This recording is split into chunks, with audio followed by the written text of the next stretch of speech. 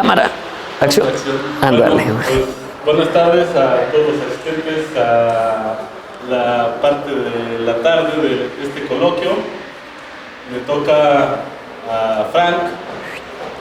De manera especial, pues le damos un agradecimiento a Frank porque ya van varias veces que participa en el coloquio y siempre dispuesto. ¿Cuántos coloquios van? ¿3? Pues es que el coloquio es un relajo porque, o sea, luego hay coloquios a principio de semestre, luego a lo largo del semestre, entonces creo que van como 4 tomando en cuenta todo. 3 menos como 4. Ok, sorry.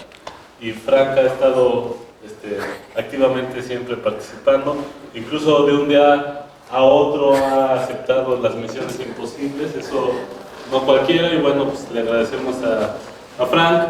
Por ahí vimos que publicó que tal vez que este es el último como profesor de la UNAM. De la UNAM, pero esperemos que venga Frank en su nueva modalidad. Y pues bueno, gracias y lo dejamos hablar de una historia de un invariante con que se come la curvatura.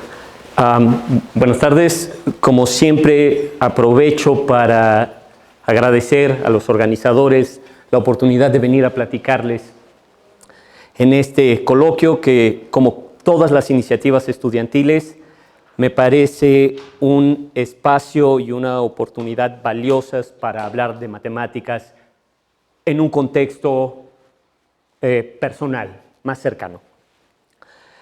Quiero empezar el día de hoy diciendo de qué se va a tratar mi charla. Voy a hablar de uno de los invariantes geométricos más ubicuos que tienen la capacidad de aparecer aquí, aparecer allá, aparecer acullá, y que cuando uno piensa que ya no va a aparecer más en la matemática, sigue apareciendo. La curvatura. ¿De dónde se origina el concepto de curvatura? Bueno, hay una tendencia generalizada que platicaba hace rato con uno de sus compañeros a considerar la historia de las matemáticas como aquello a lo que se dedica la gente cuando no le sale la investigación. Ustedes pueden revisar su libro de geometría diferencial o de geometría riemanniana favorito y buscar cuáles son los orígenes de la noción matemática de curvatura y quedarse con el sentimiento al final del día de que los propios especialistas en la geometría diferencial no tienen claro dónde se origina el concepto de curvatura.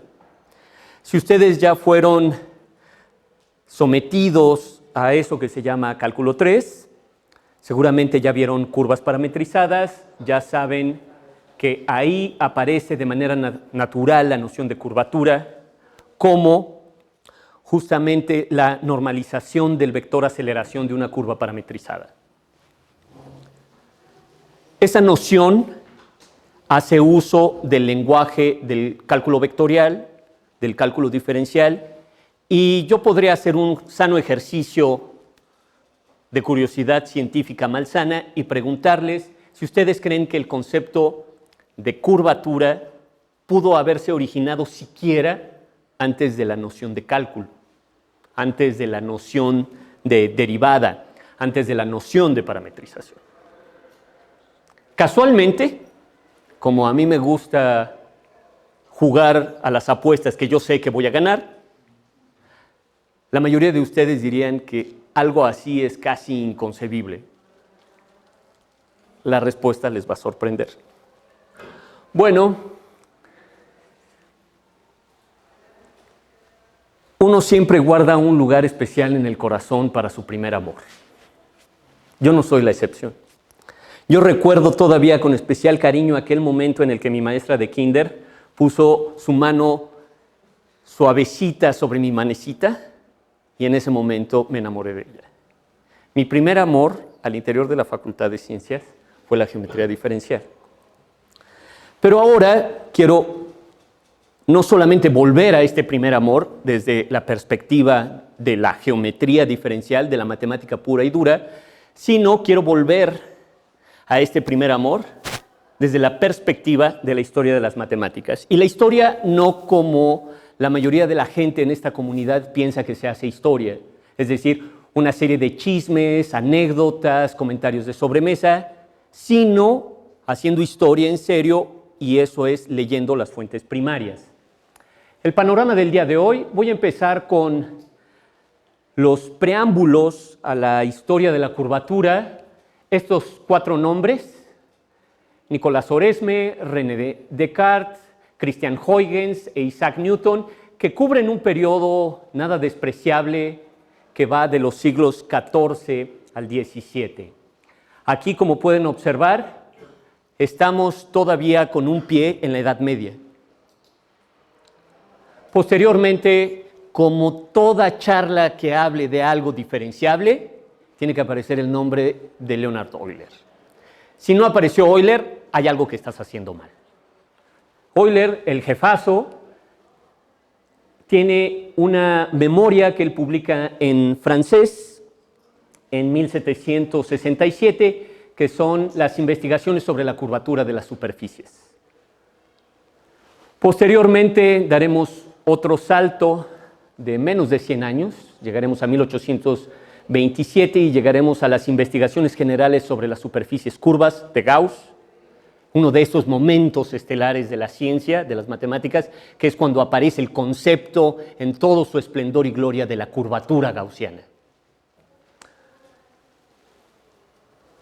Seguiremos con Riemann, estudiante de Gauss, que en su tesis de habilitación, la tesis de habilitación para que él pudiera dar clases en Alemania, Gauss lo invita a reflexionar sobre cuáles son las hipótesis que yacen como fundamento de la geometría. Ese es un documento de 1854. Y si el tiempo y el masoquismo de los asistentes lo permiten, me gustaría cubrir someramente los desarrollos posteriores a la mitad del siglo XIX, hablando de la presencia de la curvatura en el teorema de Gauss-Bonnet, las generalizaciones de la curvatura de Killing-Lipschitz, la forma de curvatura, clases características, Chern-Weil, Chern-Simons, algo de curvatura en variedades complejas, etc. Como pueden ver, me interesa cubrir en poco menos de una hora algo que va, me equivoqué de botón, que va del siglo XIV al siglo XXI. Entonces, mucha de esta charla será con carácter informativo y panorámico, pero si se sienten incómodos y quieren que entremos en los detalles y en las cuentitas, aquí hay pizarrón, entonces podemos hacerlo. Esto no deja de ser una charla en la Facultad de Ciencias. Bien. Nicolás Oresme. Nicolás Oresme fue un matemático francés que en este momento, en el siglo XIV, no existe como tal la figura del matemático.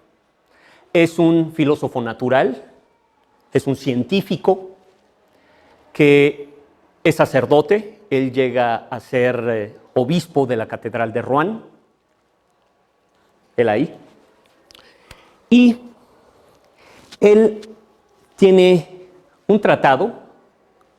Esta es la representación pictórica de Nicolás Oresme trabajando en la Catedral de Rouen. Tiene un tratado que se llama De las configuraciones de las cualidades y los movimientos, en donde no pierdan de vista que estamos en la Edad Media. Esto es el siglo XIV. Nicolás Oresme nace en 1320. En este texto tampoco hay publicaciones periódicas, o sea, los journals de matemáticas no existen, tampoco existen cuerpos colegiados de matemáticos, las sociedades nacionales de matemáticas no se han creado. Entonces, el conocimiento matemático de esta época se transmite a través de cartas. Y son contados los libros que se transmiten, porque estos libros tenían que ser copiados a mano. Entonces, en este libro Oresme está reflexionando con un lenguaje matemático terriblemente arcaico. No existe el concepto de función, no existe el concepto de número real, no existe el concepto de continuidad, no existe el concepto de conjunto. Nicolás Oresme no ha llevado cálculo. El cálculo ni siquiera se ha inventado. Newton no está ni siquiera en la cabeza de sus padres, no se diga Leibniz. Entonces, Nicolás Oresme está reflexionando sobre aquellas cantidades que en virtud de su carácter sucesivo pueden representarse de manera continua como una línea recta o una línea curva, una línea en general, una superficie o un volumen. Y el ejemplo que pone Nicolás Oresme cuando está hablando de aquellas cantidades que se pueden representar a lo largo de como una línea es el tiempo. Y ese ejemplo lo saca de Aristóteles. Aristóteles en la física representa al tiempo como una recta continua. Y él señala que, y entonces aquí viene, esto está en el capítulo 20 de este texto de Oresme, la traducción es mía, Oresme escribe en latín y dice, por ahora me parece que solo hay dos maneras posibles de hablar sobre la medida de la curvatura.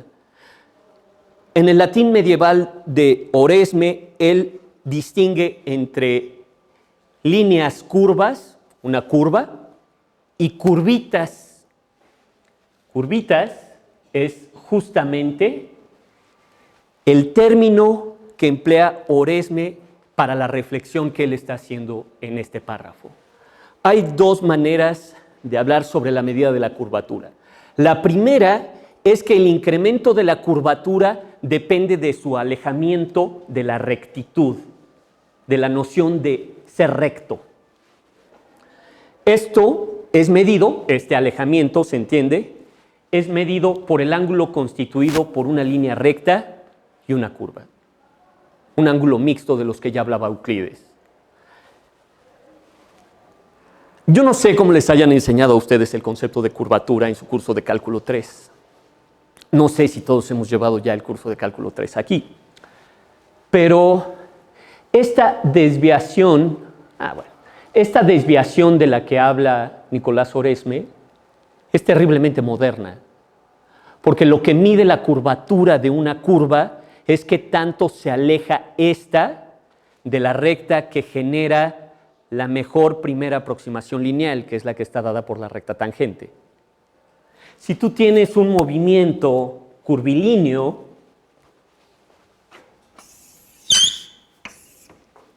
aquí tienes una curva diferenciable, regular, parametrizada por longitud de arco, espacial, lo que tú quieras. Te paras en tu punto favorito y entonces lo que haces es derivar eso de ahí. Y entonces obtienes ese vector. Ese de allí, como tu curva es regular y esto no se anula, te genera una recta tangente.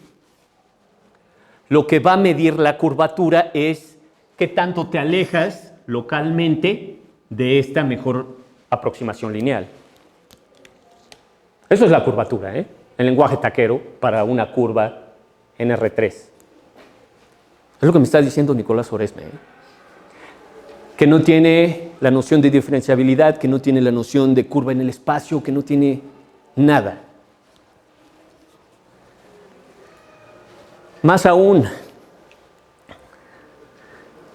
Oresme, en el capítulo siguiente, precisa que la curvatura de una circunferencia es el recíproco del radio.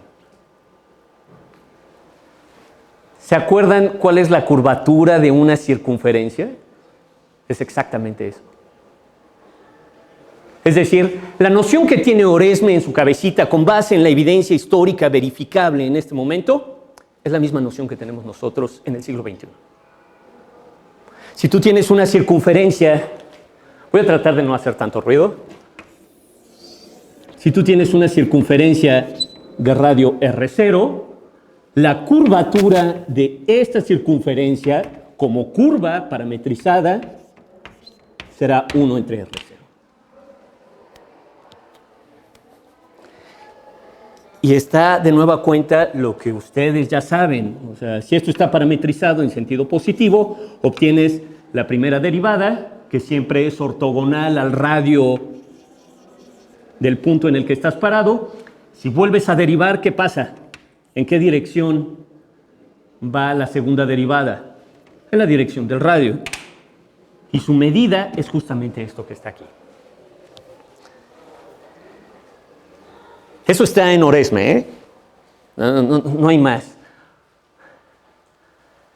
Y como ya les mencioné, la contribución de Oresme es problemática, histórica y matemáticamente hablando. ¿Por qué?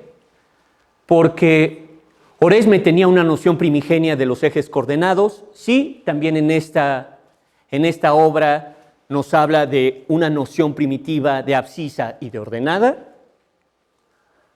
Sin embargo, como se menciona en esta fuente de aquí, un artículo del Notices del 2015,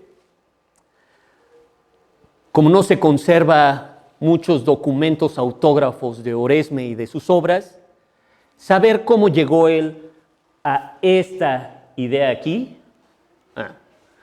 me confundo de botón, cómo llegó a esta idea de aquí, de que la curvatura de la circunferencia es el recíproco del radio, es, como digo aquí, un misterio digno de una novela de Umberto Eco. No tenemos idea de cómo llega él al establecimiento de esta verdad matemática.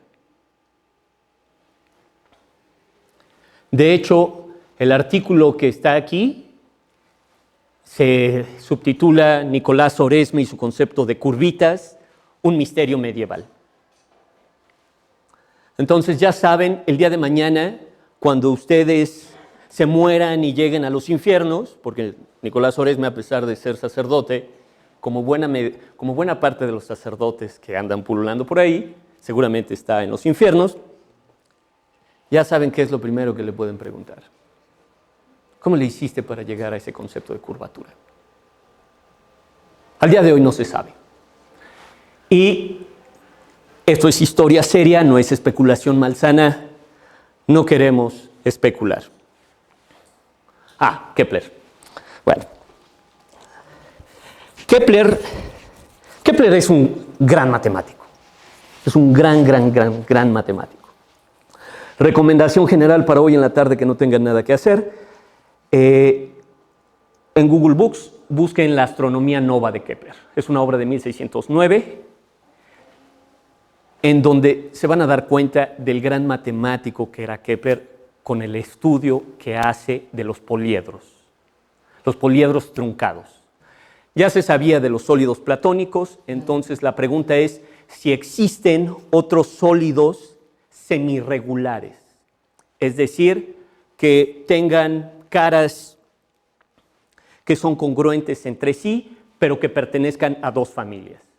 Es decir, puedes hacer un poliedro que tenga cuadrados y triángulos equiláteros y que sea regular. Eso lo responde Kepler en el siglo XVII. Bueno, Kepler tiene una idea también a principios del siglo XVII que es terriblemente moderna, porque si ya sabemos que Nicolás Oresme nos dice que la curvatura de una circunferencia es el recíproco del radio, cuando Kepler ya está pensando en curvas, claro, no tiene el lenguaje de los ejes coordenados, pero él ya está pensando en curvas, que por definición en este momento histórico son continuas. ¿Cómo podemos asociarle una noción de curvatura a una curva? Y Kepler, que no se está chupando el dedo, dice, ok, párate en un punto de tu curva y dime cuál es la circunferencia que mejor la aproxima. Que en una vecindad local alrededor de este punto sean prácticamente indistinguibles. En 1680, les estoy diciendo casi 80 años después de que Kepler da esta noción intuitiva de cómo debemos entender la curvatura de las curvas, Leibniz va a decir, esa circunferencia de ahí es la circunferencia osculatriz, la que mejor besa a la curva. Entonces, naturalmente, principios del siglo XVII, que es un momento en el que, de acuerdo con los filósofos e historiadores de la ciencia, viene la revolución científica grande, el cambio de paradigma del que habla Thomas Kuhn. La noción de curvatura también ya está en el aire. Y llega aquí el guapo, ¿no? Descartes. Descartes es genial, por donde quiera que lo vean. Tiene la mala suerte de nacer en el mismo siglo en el que nace Isaac Newton. Si no hubiera ocurrido esto de esta manera, probablemente Descartes tendría plenos derechos de acceder al título del científico más grande del siglo XVII. Claro, competir con Newton es imposible. ¿Qué es lo que hace Descartes? Descartes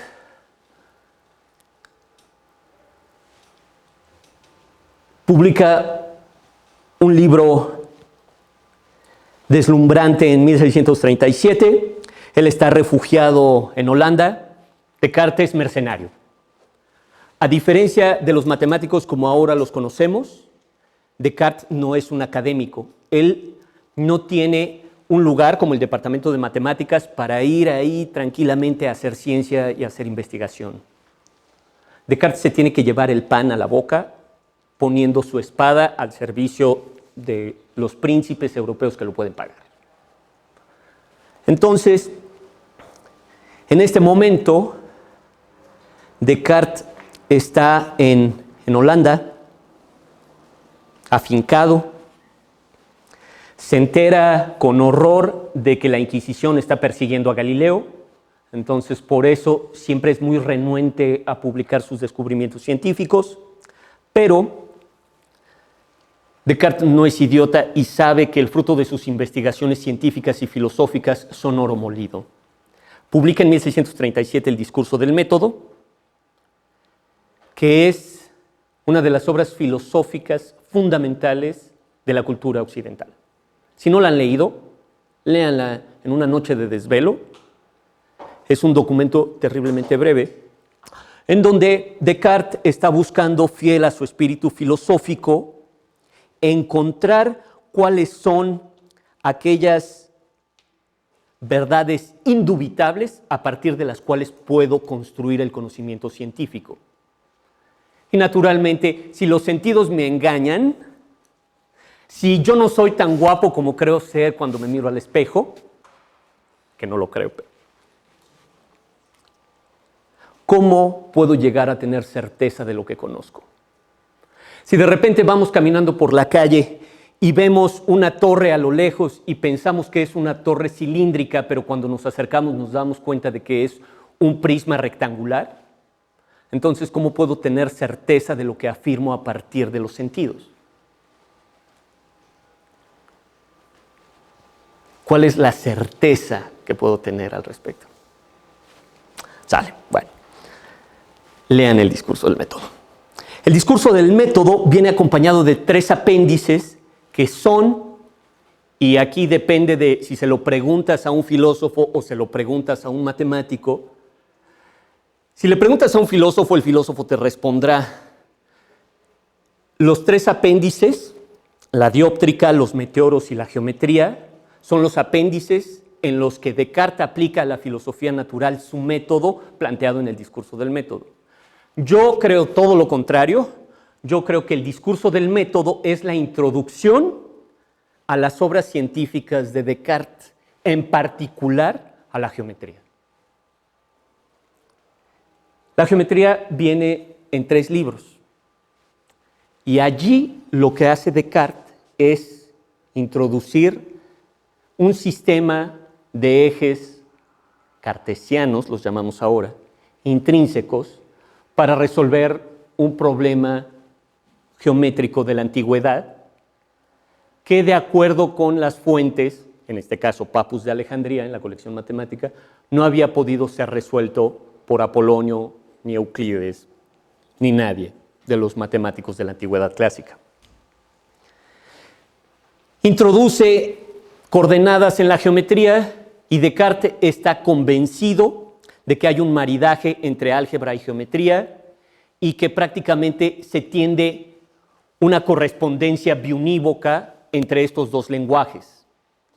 Descartes dice en el discurso del método que él espera, en la geometría, perdón, que forma parte del discurso del método, no dije algo falso, él dice que espera que este maridaje sirva para que las deficiencias y carencias de una de estas dos ciencias sean complementadas con las ventajas y bondades de la otra.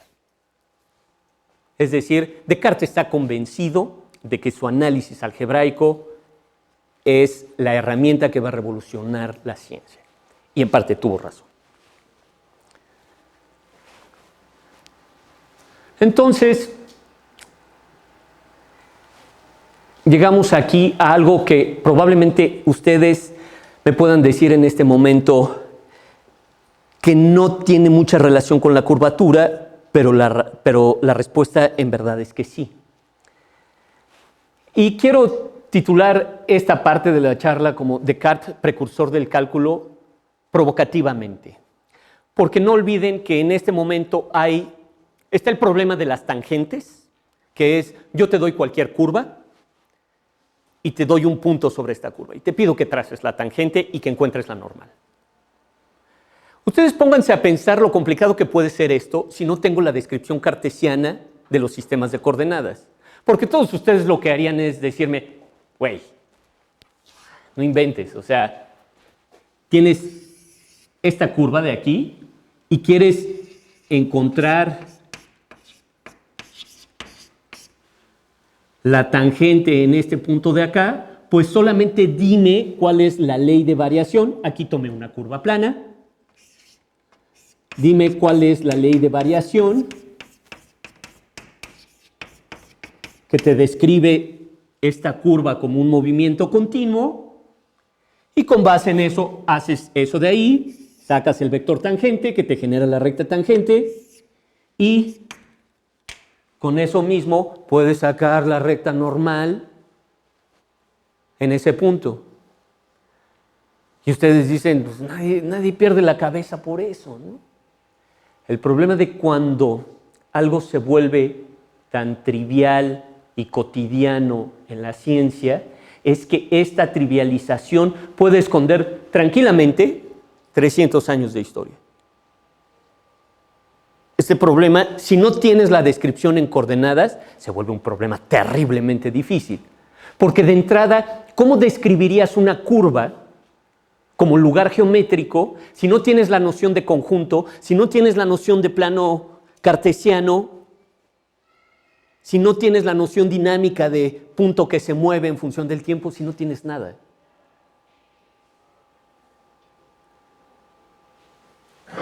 Entonces, pues Descartes me dice aquí que utilizando lo que nos había dicho Oresme y Kepler, que la tangente siempre es perpendicular al radio de una circunferencia en un punto, Descartes presenta en el libro 2 de la geometría un método algebraico, esa parte es importante, para trazar tangentes y normales a una curva algebraica que está dada por una ecuación polinomial de esta manera en un punto C de la misma.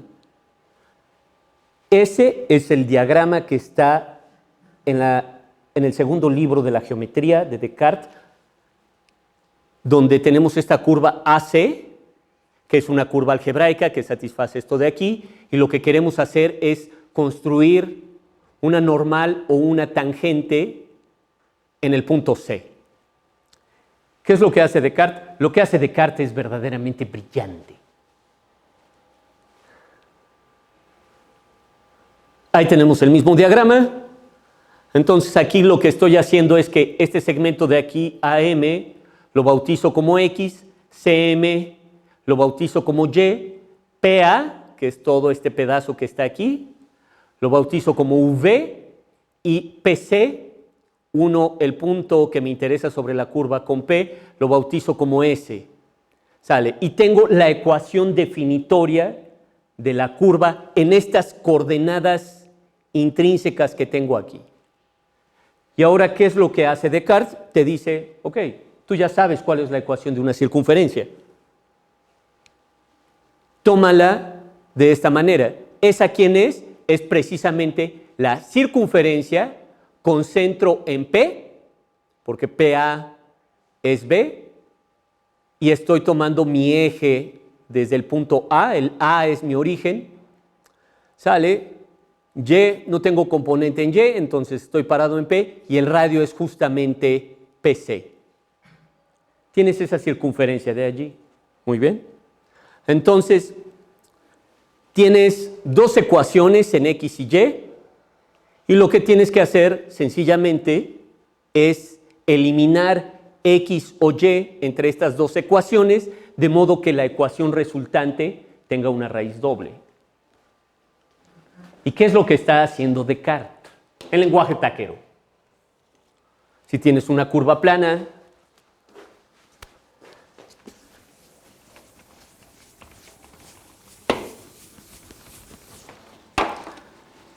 si tienes una curva plana,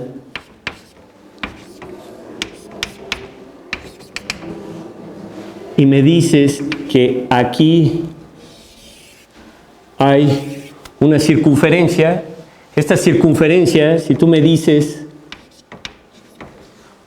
que corta genéricamente a tu curva en estos dos puntos, cuando haces que tenga una raíz doble, ¿qué es lo que estás haciendo? Que estos dos puntos coincidan.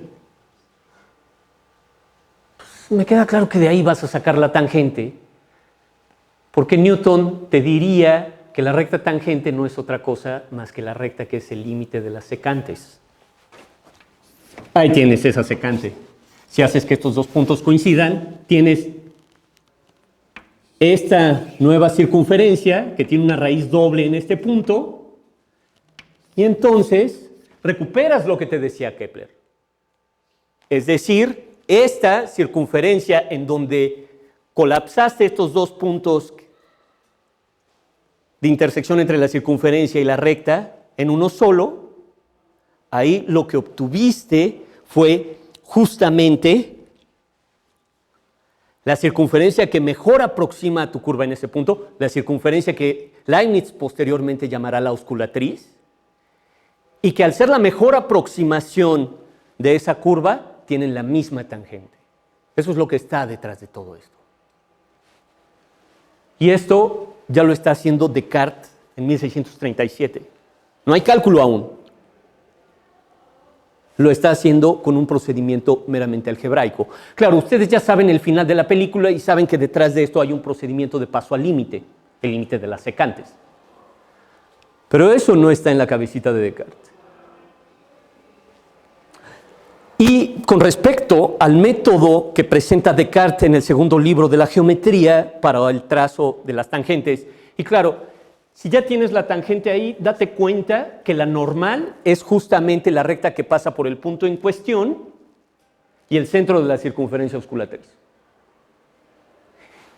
Y la curvatura es justamente la distancia que separa al punto en cuestión y al centro de la circunferencia. No hay nada nuevo bajo el sol, y eso ya lo decía Salomón hace 3000 años.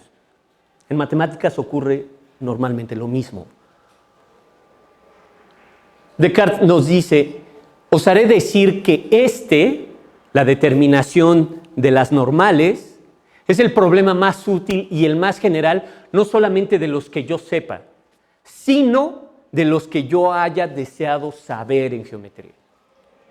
Para Descartes, el problema de la determinación de las normales y de las tangentes es el problema mayúsculo en la historia de la geometría.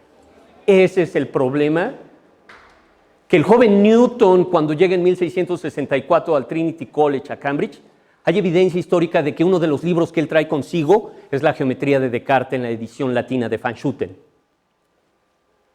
Newton va a leer eso de ahí y va a decir, claro, ese es el problema que tengo que atacar. El problema de, a partir de la descripción de una curva en un lenguaje algebraico, poder dar un algoritmo para obtener la recta tangente o la recta normal. Ese es el algoritmo del cálculo. Es el cálculo diferencial. Newton le tomó la palabra. Newton fue un gran lector de Descartes. Lo leyó como nadie más lo había leído. Y probablemente como nadie más volverá a leerlo.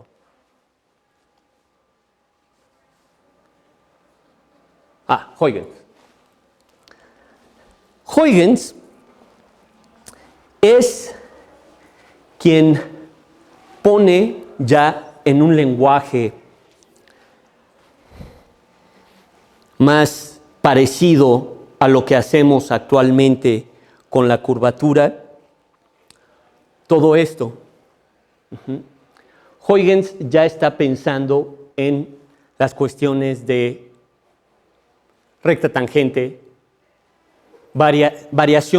desviación de la curva de la recta tangente, y a eso llamarle aceleración, y naturalmente a la medida de eso llamarle curvatura. Con Huygens prácticamente se concluye en este formalismo previo al cálculo el estudio de la curvatura, al menos para el caso de las curvas planas. Claro, seguramente ustedes están esperando que en algún momento hable de las ecuaciones de Serret-Frenet, que ahí me van a decir, aparece un vector tangente, aparece un vector normal y hay un vector binormal. Y entonces tú sabes que ahí hay unos invariantes que se llaman curvatura y que se llaman torsión. Eso no es algo que va a aparecer sino hasta 1847 en la tesis doctoral de Serret en Francia. Pero no es otra cosa más que una traducción a un lenguaje que es operacionalmente más claro, que es algo que necesitamos en matemáticas. Yo te doy un procedimiento algebraico para obtener la curvatura de una curva a partir de la obtención de la circunferencia osculatriz. Si tuvieras que hacer eso para todas las curvas, podrás imaginarte que en la medida en la que esta descripción sea más complicada, la obtención de esto de aquí será más complejo. Que eso es una de las cosas que impactan de Newton. Porque Newton te da un algoritmo, el algoritmo del cálculo diferencial, y te das cuenta de que derivar una curva polinomial es una vacilada. Ahora lo hace hasta un niño de primer ingreso. Lo hace alguien de preparatoria. Y ese, les estoy mostrando un momento histórico en donde era el problema candente de la ciencia europea. Encontrar un algoritmo para que si yo te doy la representación algebraica de una curva, tú puedas encontrar la tangente y la normal.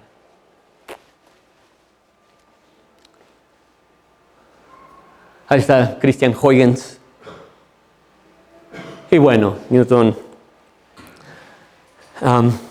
¿qué podemos decir de Newton? Ok, seré breve con respecto a Newton. De Newton se podría dar una charla completa. Se podrían escribir tesis de doctorado inclusive.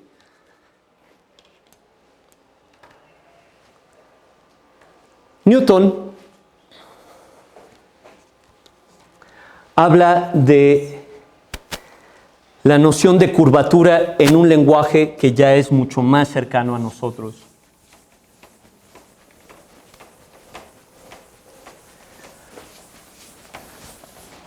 En 1664, como les dije, Newton llega al Trinity College y entre las obras que trae bajo del brazo, trae la geometría de Descartes.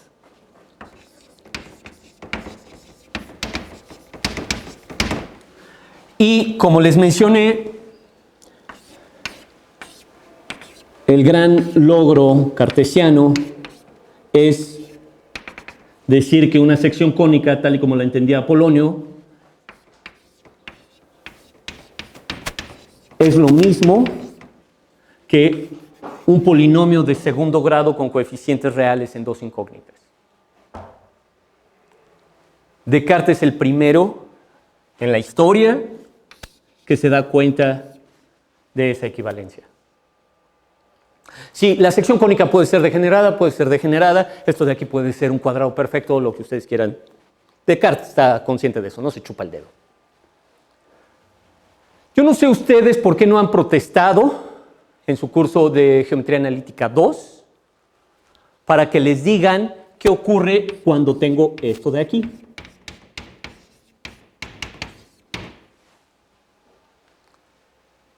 ¿Cómo puedo clasificar los objetos geométricos que tengo asociados con los polinomios de tercer grado en dos indeterminadas con coeficientes reales? ¿Qué me queda ahí? Sí, me quedan las cúbicas. ¿Y esas con qué se comen? ¿Cómo se clasifican? ¿Cuántas son? El joven Newton, tomándole la palabra a Descartes, las clasifica todas. En 1667, o sea, Newton todavía es un estudiante universitario, empieza una primera clasificación de las cúbicas. No la terminará sino hasta mediados de la década de los 70 del siglo XVII, y no la publicará hasta 1704 como un apéndice a su óptica. Sin embargo, Stirling, el de la fórmula de Stirling, posteriormente dirá, de acuerdo con lo que cuenta la historia oficial, que Newton, que clasifica las cúbicas en 72 especies, hizo caso omiso de 4 especies, y entonces la clasificación pasa de 72 a 76 especies. A mediados de los 70 del siglo XVII, Newton tenía la clasificación. Esto no se sabe hasta el siglo XX, que se desentierran los manuscritos matemáticos de Newton que se estaban pudriendo ahí en el archivo muerto del Trinity College en Cambridge. Desentierra eso Derek Whiteside y muestra que Newton conocía las 76 familias. ¿Por qué decide solamente presentar 72? Es un caso para la araña. O sea, no se sabe. Pero ahí Newton hace uso en una manera muy cartesiana de la noción de curvatura para hablar de la clasificación de las cúbicas. O sea, dense cuenta que lo que hizo Descartes es partir de una familia de objetos geométricos y a estos asociarles de manera biyectiva un objeto algebraico. Newton no sabe qué hay de este lado. Él tiene el objeto algebraico y tiene que partir de ahí. Tengo un largo camino por recorrer, entonces me estoy dando cuenta de la hora, me voy a apurar. Ok, Euler. Euler se enfrenta al problema a mediados del siglo XVIII de cómo asociarle la noción de curvatura. Si ya tenemos una noción de curvatura bien asociada con una curva, plana o en el espacio, ahora, ¿cómo lo hacemos con el siguiente objeto geométrico que aparece, que son las superficies? Que no es un objeto geométrico que haya sido considerado por Oresme. Oresme sabía cómo asociarle una noción de curvatura a las curvas. De las superficies guarda un discreto silencio. Ok, entonces aquí lo que tengo es una superficie S metida en el espacio, en R3, y tengo un punto en mi superficie. Entonces, ahí está Euler, y aquí está la idea brillante de Euler. Ok, ¿cuál es la idea? Aquí tienes tu superficie S y aquí tienes un punto. Estás en R3, entonces, si tu superficie es lo suficientemente bonita, lo suficientemente suave, la puedes aproximar localmente en torno a P con un plano que es el plano tangente. Un plano en R3 tiene codimensión 1, solamente me queda un grado de libertad para escapar de él. Entonces, eso de allí no es otra cosa más que el vector normal. Y el vector normal, al estar en R3, caracteriza completamente al plano tangente a la superficie en P. Muy bien, entonces lo que dijo Euler, en esta memoria que está aquí, en la memoria de 1767, si la quieren buscar está en línea, está el gran Euler Archive, que tiene prácticamente toda la producción de Euler en línea. Claro, hay algunas cosas que solamente están en latín, no solamente están en alemán, se necesitan traductores. Tómate un vector tangente del plano tangente a tu superficie en P. Por ejemplo, X1. X1 y el normal te generan un plano, que es este que está aquí. Ese plano corta a tu superficie en una curva. Euler de veras era genial, ¿no? O sea, porque te dice, tienes esta curva, que es una curva plana. Horace ya sabía qué hacer en términos de curvatura. Aquí tienes la circunferencia osculatriz. Entonces, la curvatura asociada con esta curva plana es el recíproco del radio de la circunferencia osculatriz. ¿De qué depende esa curvatura? Depende del vector tangente que tomaste. Claro que si te tomas solamente los vectores tangentes unitarios que viven en el plano tangente, solamente depende de la dirección. Muy bien, hazlo para todas las direcciones. Esa función curvatura que estás obteniendo de esta manera, las curvaturas normales, dependen de manera continua de la dirección que te estás tomando sobre el plano tangente. Y como te estás restringiendo a la circunferencia unitaria, que es compacta, entonces alcanzan un máximo y un mínimo. Esas son las curvaturas principales. Euler demuestra ahí que son ortogonales. Entonces tengo dos numeritos que son un máximo y un mínimo, que son las máximas curvaturas asociadas con las secciones planas, que son estas curvas que están aquí, determinadas por el vector normal y una dirección tangente. O sea, ese Euler era un poeta. O sea, es una idea bella, es una idea genial. Claro, no responde a la pregunta de cuál es la curvatura que le tienes que asociar a la superficie en el punto. Euler te dice, mira, hay dos que te doy la máxima y la mínima y por continuidad todo lo que ocurre en medio. ¿Ok? Y entonces, esto ocurre en 1767, en 1827. Esa fecha es problemática porque a Gauss, yo siempre tengo problemas con Gauss, no sé si él los tenga conmigo, pero el problema es que la correspondencia de Gauss es terriblemente engañosa, porque cuando János Bolyai está pensando en la geometría no euclidiana, el papá de Bolyai, que era amigo de Gauss, le dice, oye, ¿cómo ves estas cosas que está haciendo mi hijo? Y Gauss le dice, alabar a tu hijo sería como alabarme a mí mismo, porque eso es algo que yo he venido pensando desde mucho antes. Ligero problema. Bueno, Gauss no solamente ideó cómo responder el problema que se planteaba Euler en 1767, sino que la manera en la que resolvió Gauss este problema se volvió paradigmática de lo que representa la geometría diferencial a partir de esta fecha. Es un razonamiento que va a aparecer y aparecer y aparecer y aparecer. Ahí está el viejo Gauss y ahí está su idea. Tú tienes una superficie metida en R3, tienes aquí tu vector normal, tienes ahí tu plano tangente. Normaliza el normal, hazlo unitario, y trasládalo de manera paralela al origen de R3. ¿Dónde va a caer? Va a caer en la circunferencia unitaria. Este punto sobre la circunferencia unitaria tiene un plano tangente bien definido, que también, por las propiedades de la esfera, que de hecho son una generalización de esta propiedad de que el radio de la circunferencia es ortogonal a la recta tangente, Gauss no se está chupando el dedo, sabe cómo se debe generalizar eso al caso de las superficies. Se debe generalizar de esta manera. Aquí tienes el plano tangente que es ortogonal a este normal, pero este normal es paralelo a este de aquí. Entonces, ¿cómo tienen que ser esos planos? Son paralelos. Si trasladas los dos al origen, son esencialmente el mismo plano.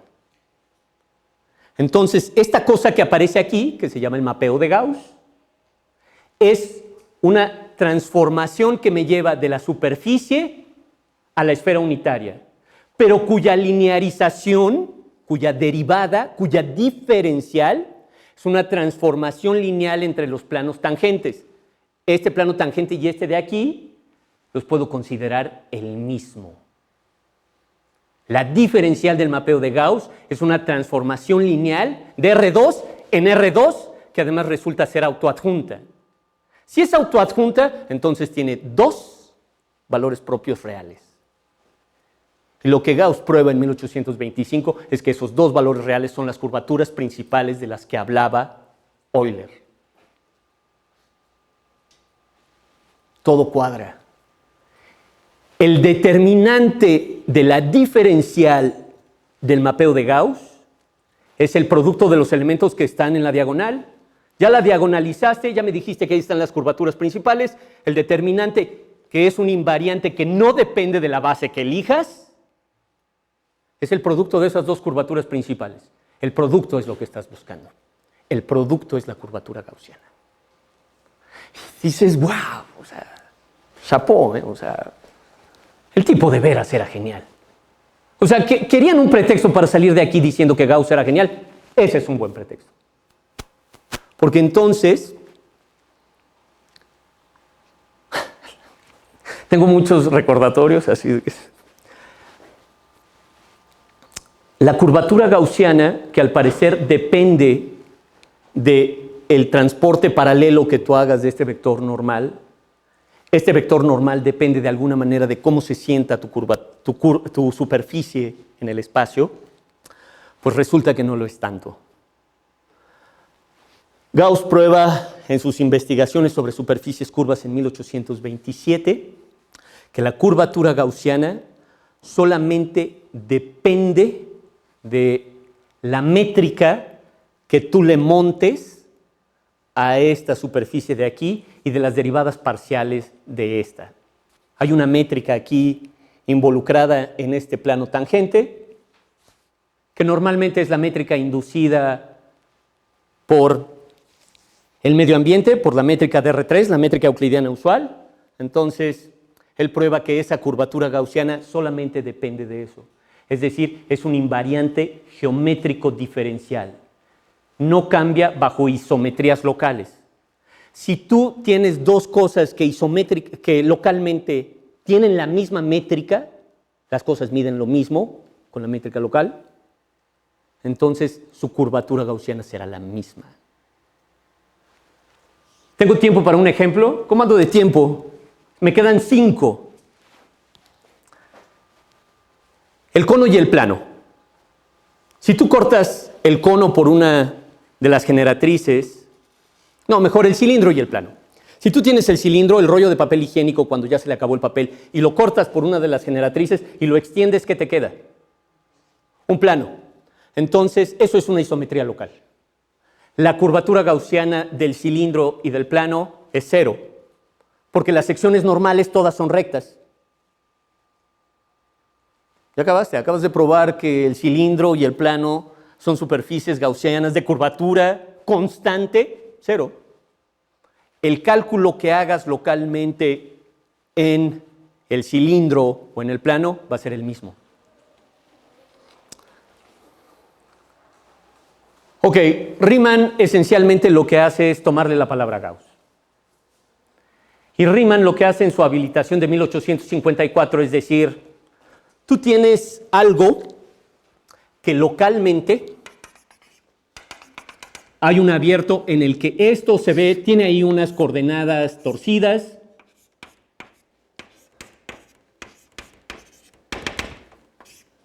Localmente se ve como Rn. Tómate dos direcciones tangentes, vas a obtener un plano. Ese plano se llama una sección. En este punto puedes, utilizando algo que se llama el mapeo exponencial, decir cuál es la superficie que está metida en tu variedad. Superficie de dimensión 2 que está metida en tu variedad, que dijimos que era de dimensión n, que tiene a esta sección por plano tangente en P. Y entonces, calcula la curvatura gaussiana. Gauss ya te probó en el teorema egregio que esa curvatura gaussiana no depende de dónde estás sentado, solamente depende de la métrica que induzcas en esa sección. Naturalmente, Riemann te va a decir, esa es una definición de curvatura que depende de la sección, la curvatura seccional. Te puedes tomar un promedio sobre todas las secciones que tengan a una dirección particular y ese promedio te va a dar algo que se llama la curvatura de Ricci, que Einstein la tenía en el corazón. Te puedes tomar el promedio de las curvaturas de Ricci y llegar a una cosa que se llama la curvatura escalar. Y de repente te das cuenta de que si no habías chocado antes con la curvatura era porque habías tenido muchísima suerte, porque parece ser que la curvatura está por todos lados. La memoria, la habilitación Schrift de Riemann, de 1854, no tiene el concepto de variedad. El concepto de variedad no se ha inventado. En toda la memoria que viene en el tomo 2, traducida al inglés, de este curso introductorio a la geometría diferencial escrito por Michael Spivak, solamente hay una fórmula. Solamente hay una fórmula. Todo lo demás es platicadito. Ahí está Riemann y ahí está lo que les decía. Aquí está la sección, que es un plano en el espacio tangente, y aquí está la superficie que mejor lo aproxima. Estas cosas que se ven aquí son geodésicas, que juegan el papel de rectas, o sea, son las rectas intrínsecas a la variedad. Las obtengo utilizando el mapeo exponencial, que no hace otra cosa más que deformar de manera difeomorfa este plano sobre una superficie. Bueno, como se nos acaba el tiempo, ahí hay un chorro de curvaturas. Esta fórmula, si se quieren hacer un tatuaje matemático, esta es de las importantes. Háganse esta. Me dice que si S es una superficie orientable y compacta, me vale gorro donde esté parada, integro la curvatura gaussiana a todo lo largo de la superficie con respecto al elemento diferencial de área, y lo que voy a obtener son 2 pi veces la característica de Euler-Poincaré de la superficie. Es decir, ¿cuál es la característica de Euler de la esfera? ¿Cuántos hoyos tiene? Sale. No tiene hoyos. La característica de Euler-Poincaré de la esfera es 0. La característica de Euler-Poincaré del toro es 1. Del toro doble es 2, etc. Sale. Entonces me estás diciendo que la integral de la curvatura gaussiana sobre la superficie de la esfera es 0.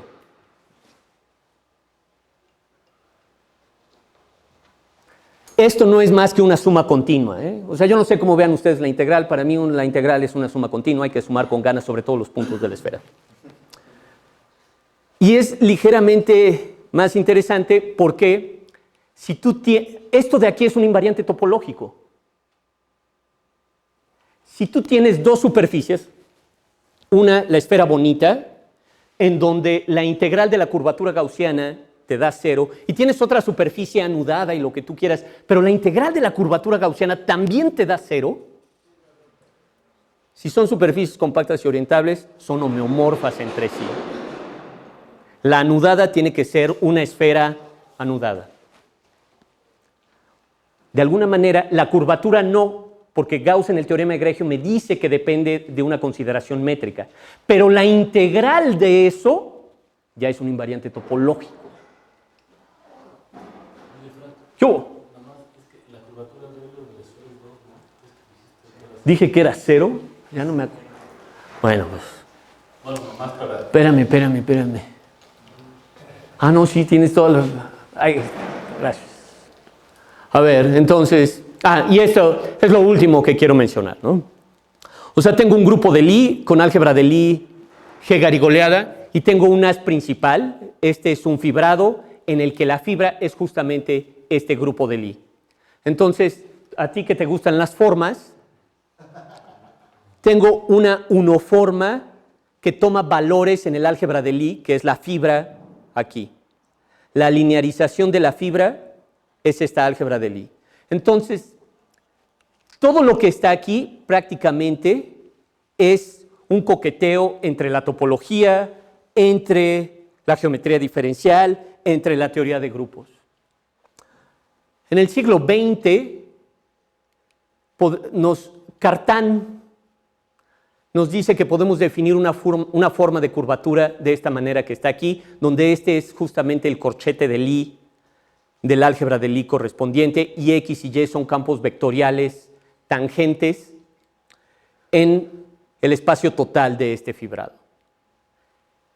Esa forma de curvatura, cuando tú tienes el fibrado tangente es un haz principal, solamente que el grupo que está en la fibra es el ortogonal, porque es el que me dice cómo cambias de un espacio tangente al otro, si la métrica riemanniana va variando de manera diferenciable.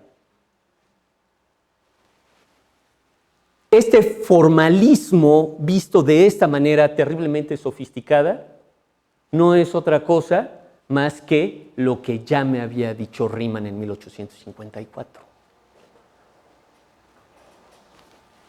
Esto lo pone en boga Cartan en el primer tercio del siglo XX. Es decir, aproximadamente me hacían falta 80 años de desarrollo matemático para que las ideas de Riemann conocieran todo su esplendor y gloria. En resumen, ¿qué puedo decir como conclusión? La geometría diferencial es el estudio de una conexión, cualquier cosa que sea esto, en un haz principal.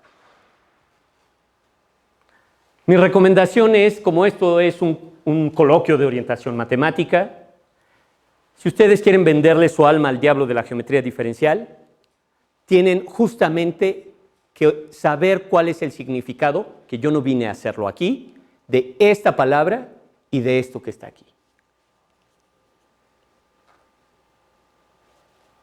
Este es un buen lugar para empezar, es el libro de Sharpe, que es Differential Geometry, la generalización de Cartan del programa Erlangen de Klein, que es un libro del 96, publicado en la sección amarilla, en Springer Verlag. Sin embargo, ustedes habrán escuchado que la geometría diferencial es el estudio de las propiedades que sobreviven a los cambios de notación. Y eso es el folclore de la Facultad de Ciencias. Muchas gracias.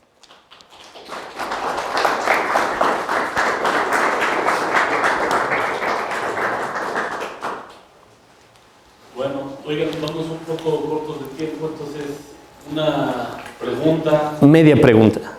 Sí, una que alguien quiera hacerle a Frank.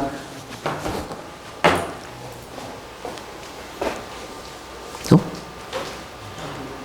Bueno, si no, pues le damos las gracias. No, gracias a ustedes por invitarme otra vez.